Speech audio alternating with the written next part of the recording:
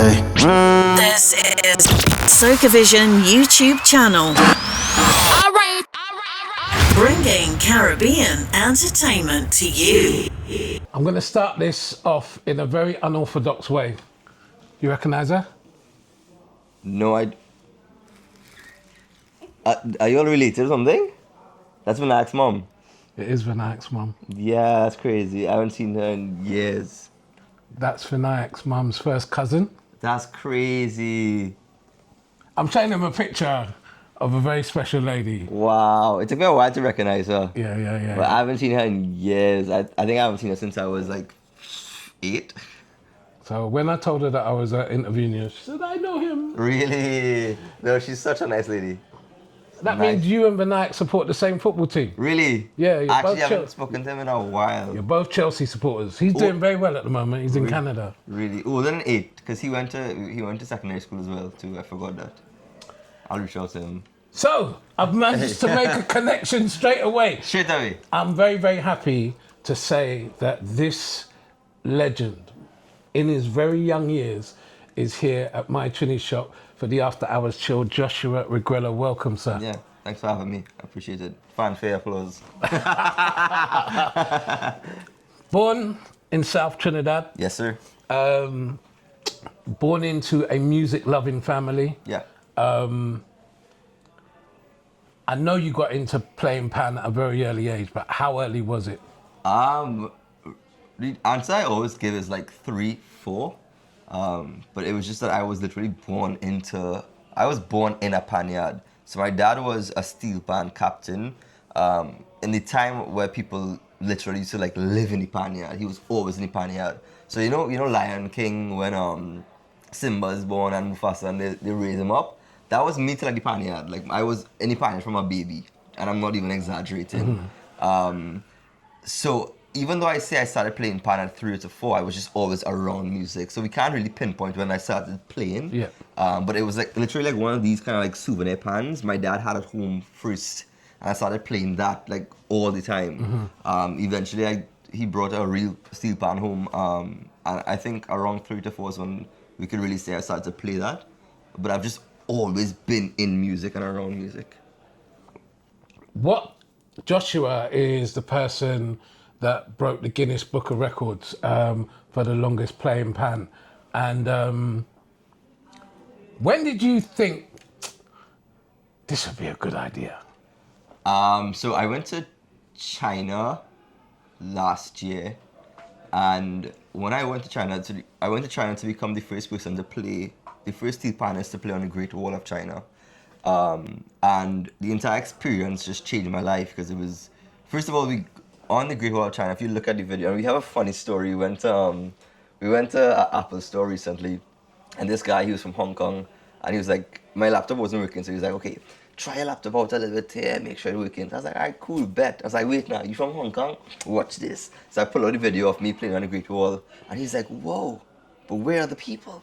Where are the people? I was like, no, we had exclusive access. And he's like, that's what I'm saying. But we got literal exclusive access on the Great Wall of China. I'm talking about like, they took us on a car, we're driving all the way up, and there's like a barricaded area, security guards not letting anybody be around us, so just shoot this video. And it was, that in particular just changed my life and opened my eyes to what we can do. And from that, I went home, and I was like, I can't go back home and live like a regular life, you know? And I started to just look at what I can do. Yeah.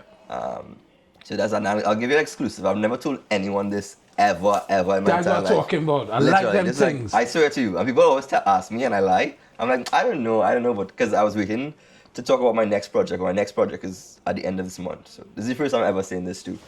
Before that, because it all happened within like a 6-month period of like changing my life and changing what I think we could do. Let's say like the April of last year, right, 2024. I went paragliding in Switzerland, and I remember there were like 2 comments, and people was like, "Where your pan?" And I was like, I am not thinking about this in the way that I need to think about this. Right. That was the moment where I was like, I'm not thinking how I should be thinking. And I went to, I was like, okay, and I started to change how I think about everything and what I could be doing to like just make it cooler. So that was the first thing, and then like literally like 2 months after I went to China, and I had that experience. So then I put it two together. I was like, I for sure like, because the Great Wall of China wasn't even my idea. It was the embassy there. They were like, hey, we have this opportunity. We want to bring you here. So then I put it two together. I was like, no, I need to keep doing stuff like that. And that's when that was the genesis of the world record. Exclusive. I've never said that before to anyone.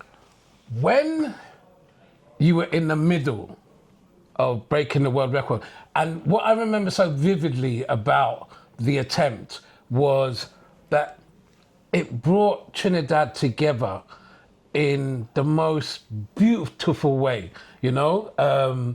Especially when you're surrounded by not so great news, you know? And then you have a moment like that. Kashawn winning the gold medal the other day was a similar example of it. But at what point did you say, it's just a matter of time, I'm going to do this, I know I've got this covered? Or were you always sure that it was going to happen? Yeah, always. There was never a doubt in my mind. So I was literally talking to Justin today, who brought me here. Justin is the reason I'm here in England for the first time to perform. So big shout out to Justin Carnival. Big up. We were talking, and he was like, "Why did you choose? Like, why didn't you just do 24?" I was like, "Bro, I'm just dumb. I didn't, because you have to do, so by the standards, a marathon is 24 hours. So you have to do 24 hours. Yeah.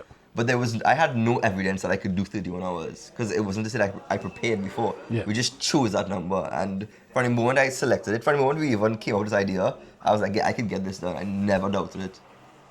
So I don't know, just blind confidence. When you finished it, Yeah. what was the first feeling that you had? Apart from exhaustion. It was not exhaustion, because, and this is the, like, I can't explain this enough in words to people. I did not know how big it got. I didn't know that anybody was watching, because you remember, I was literally just there playing pan for 31 hours. Yeah. And like in between, I remember seeing like, there was one moment I saw like my cameraman fidgeting, and I was convinced like the entire thing was gone. Like I was like, yeah, no, he might off the camera, we're not live. And there was like one point, I think like in the middle of the night, I saw my phone, and I was like 33 people watching. Like, cause I just see like glimpses. So I was like, nobody taking this on, but you know, I'm doing it for me. And I always remember there was voices on stage with me. And I was like, at that point, I think because it was like 2 or 3 hours, there was the 29th hour, and they had brought me phone, and it was like YouTube, but there were problems with all different platforms. So TikTok live couldn't go live anymore. Yeah. Instagram was like scrapped, so it was just like Facebook and YouTube. And the YouTube had 3,000 people, and I was like, oh my God, we have like an audience. And I remember telling Voice, tell them hi on live, we actually have people watching. And he was like, bro, you don't know what's going on here.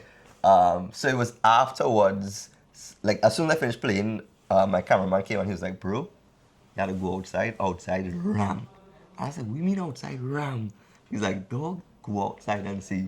And that's when I realized, oh shucks, people actually here. Because the room was a small room, it was like the same, almost a little bigger than this. So like, even if in here is full and it looks full, it's not to say it's like that much people, you could feel the magnitude of the moment. Yeah. So like right after, I was like, oh shucks, people really care about this. Yeah. I remember going downstairs and seeing the crowd, I was like, wow, I could go for elections. I remember it vividly.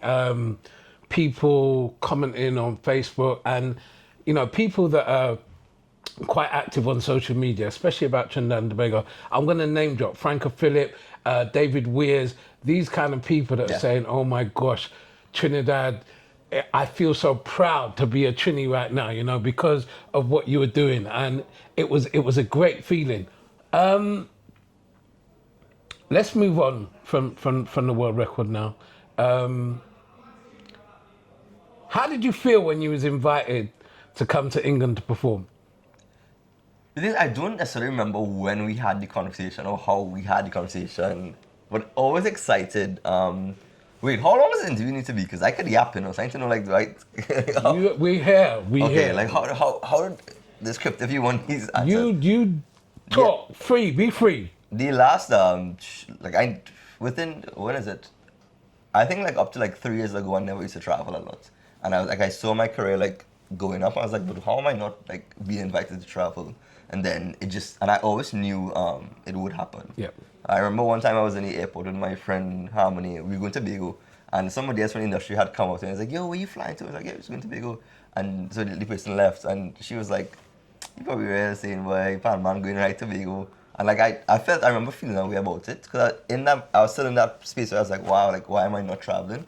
And then the last 2 years, like I feel like now it's every month I'm in a different country. Yeah. But yeah, I am honored to be here for the first time to perform. And as I said before, I'm grateful to Justin and Diane.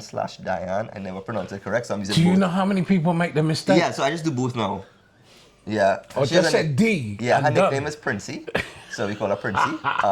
So we just say shouts to both of them for bringing me here, but it is an honor. Yeah.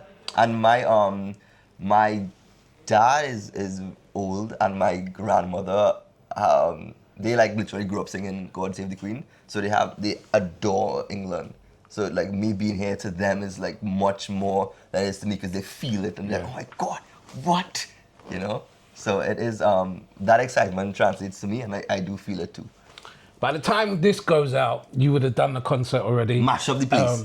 Talk about your DJ. You bought your DJ. Oh with yeah, I you. remember my DJ. Talk about your DJ. Him and I have been working like somehow only for 2 years together, but it feels longer, and I can't imagine. I don't even remember like my life without him. And we just have such a nice chemistry and understand each other in so many ways, musically and not musically. So yeah, he's a big part of making the performance what it is, and yeah, I hope people enjoy the performance. I'm sure they will. You know, so many people are talking about it. As we sit here now, And we sell off. It's sold out. Yeah. Which is a great testament to you. My Trini Shop started as an online shop. People came online, they ordered stuff, got delivered to their homes. Okay. How long ago? Joshua, don't ask me. 5 years. 5 years. Okay. 2020, I knew the answer to that. Yeah, they started in 2020. Earlier this year, it's this year, yeah, May of this year was when the shop opened. Oh really? It's a very, very... It's real nice. When you walked in, what was your first thought? It doesn't even feel real. It's so cool. It's like a set. Like you can literally just, well, that's what we're doing right now. It is so cool. And it is home. It feels like home. But yeah, I think cool is just, I'm sure I have like a more expansive vocabulary, I promise you, but right now cool is the best word I can come up with. That's a good word. That is a good word. At the glance that you've had so far, Yeah. If I said to you could take one thing with you, I'm not saying that to you. I'm saying if I said that, what would you take? What would I take? This is a great question. Because that means if you come here, you would do the same thing, right? If you come here, you should take British pepper sauce. You're a Bertie's fan. Yeah, I like pepper sauce a lot. So take British pepper sauce. Oh, British pepper sauce. But then the hard thing though is which one? Don't start here. Yeah, don't start here. This one is real serious. It's scorpion pepper. You can't start there. You could reach there, but don't start there. This is me. Yeah, sliced pepper is me here. This in salad is actually great. I'm not even joking to you. I'm not a pepper man, so. Oh, serious? Yeah. We actually were talking about this on the way here. It's like peppers, like you have to just start and it progressively gets better. Yeah, no, we don't progress in at all. we can leave that alone. Yeah. But so, Bertie's pepper is what yeah. nice. Okay, I like that. What does Trinidad and Tobago mean to Joshua Regrello? Oh, everything. Home. I would not choose to be born anywhere else. Generally. Why? Give me a reason why. I love everything. There's something about the island of Trinidad and Tobago that you can't get anywhere else. Like, let's just take music, for example. And it's one of the things where you have to experience it to understand it, but I grew up in a panyard, and I also grew up with people who live around that panyard. And during carnival time, the sound of... So, the steel band that I play with is called Skiffle Steel Orchestra. They're on a street called Coffee Street in in San Fernando. It's a very popular street. It's like one of the main streets to get anywhere. You probably will pass on that street. And for Panorama, if you don't know what Panorama is, it's like the biggest steel pan competition in the world. And 120 people play in that band during Carnival. And when they practice late at night. So they start, let's say, 7 p.m. to like 12 a.m., sometimes later. When they play at night, all of San Fernando hears them. And that, like, I don't know of other places in the world that the entire country, for 2 to 3 months, the entire country almost is filled with music. And we don't even recognize it because of how normal it is. Like, my grandmother lives a little while from that panyard, but for that 3 months, every night, like, the house is literally rocking. Yeah. And you never really like, it's never like conscious where you're like, skiffle practicing or the band practicing, you just like pan in the background. Part of the life. And yeah, I remember I was going to this spa that I go to now who opened, like she just opened next to the panyard. And she's like, yo, I didn't realize it's so loud.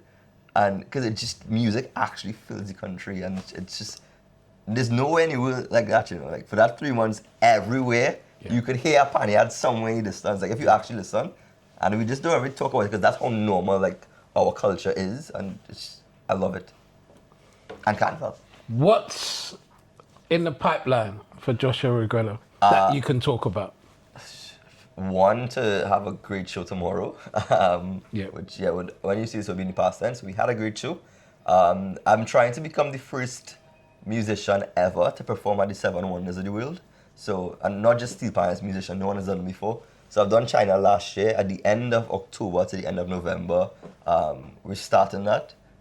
So right now we're still in the process of confirming that. So maybe when it's out, I'll be on that tour. So look out for it. Check me out on the socials. That is the main thing right now, and then Carnival afterwards. Talking to socials, how can people stay in touch with you, keep up to date with what you're doing? It's Joshua Regrello everywhere. JOSHUA REGRELLO everywhere. Facebook, Instagram, TikTok, YouTube, not Twitter, the banned me. But as our next topic.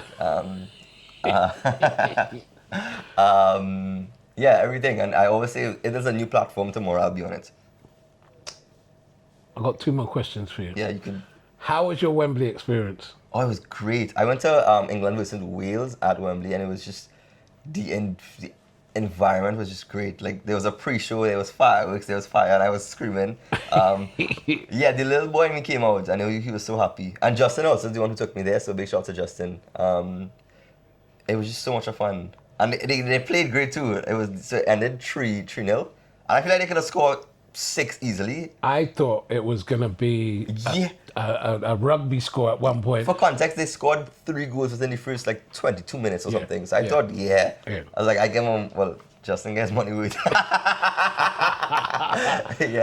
So you had a good time at Wembley? It was so much fun. It wasn't too cold for you? No, it wasn't bad. I got gloves that day. The gloves is what's helping me. My mom is pissed right now because she was like, make sure I take a puffer jacket. And of course I was like, yeah, I didn't bring it. But I have 2 coats, so it's not too bad.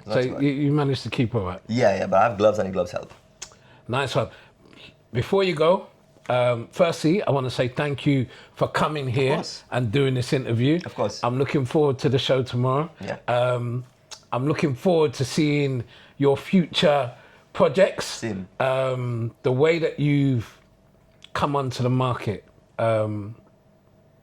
has been refreshing in a big way for steel band music. So we appreciate you.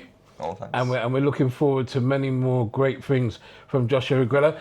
Favorite food? Last question. Favorite UK food or favorite in general? Both. Okay, what is my favorite UK? First of all, I'm a very hard critic. What do I? DJ nodding his head in Yeah, I don't like many things. Wow. So if I like it, okay, not a food, but the thing I enjoy the most in UK so far, we went to, what is it called? There's a coffee shop we go to, and there's a Dubai hot chocolate. It's the best thing ever. I make them take me all the time. It's amazing. I had it today for the first time. The Dubai chocolates? Yeah. They made that into hot chocolate. It's amazing. And I've never had it anywhere. I've never seen it anywhere. What's the name? You can't remember the name of the shop? What's the name of the shop? It's I don't know, It's somewhere in Brett Cross. It's a new coffee shop. It's like a Oh, okay. Another chain. bakeries and something. Yeah, Right. Okay. That's good. Right. So I that's also, I think my favorite, funny enough, my favorite, you give me this probably English breakfast. I love English breakfast.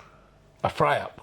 What's that fry? When you say what's an English breakfast? Like eggs, beans, hash browns, mushrooms, and sausages. And bacon. Yeah, and bacon. Yeah, it's a 'Cause I fry. love We call it mushrooms. a fry up. Oh, okay. Yeah, Now I know. Yeah. I So love, full English breakfast. Yeah. We call it a fry up. I love it. Yeah. Okay. Like, I have the best time. Outside of England, what's your favorite food? Doubles.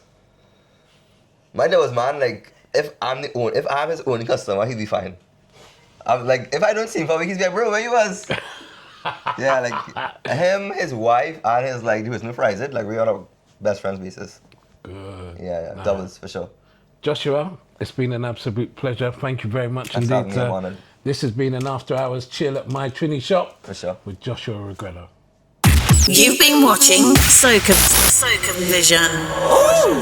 Yeah. Don't forget to subscribe, like and share.